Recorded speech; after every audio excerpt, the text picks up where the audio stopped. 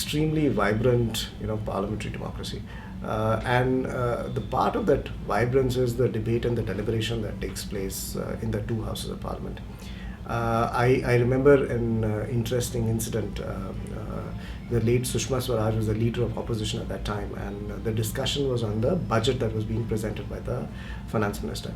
The finance minister was Pranab Mukherjee. And when he presented the budget and the leader of the opposition was responding, she took out a piece of paper from a file and started reading out the prices of grocery items that she'd bought at the shop.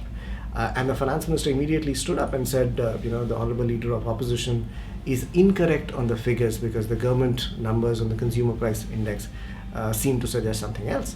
But the leader of opposition said, no, this piece of paper is correct. It's actually my grocery bill that I got from my grocer after I purchased the groceries for this month. So both of them were correct, but both of them had a very different perspective on what the prices of things in the country were that time.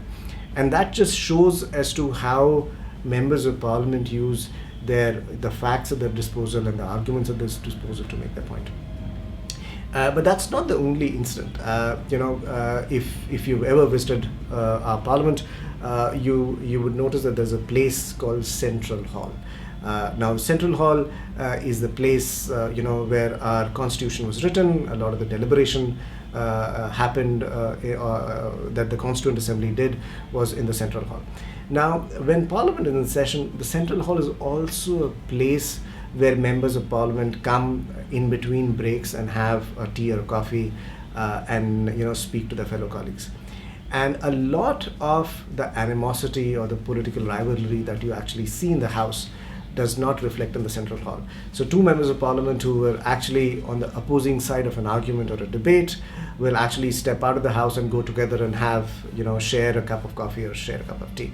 And that kind of builds, that space allows to build consensus, between different members of Parliament. And finally, the debate in our Parliament is not only restricted to debate in the chamber. That debate continues outside. It continues in the central halls of Parliament. It continues into the lobby of Parliament, but it also continues into our committee rooms. And the interesting part about debate in the committee rooms is that very often, since the committee rooms are closed door sessions, a member of Parliament might take a political position which is completely different from the position of their political party, because when the cameras are kept away, members of Parliament are able to take a much more nuanced viewpoint without wearing their political hats. And all of this, adds to the charm of Parliament.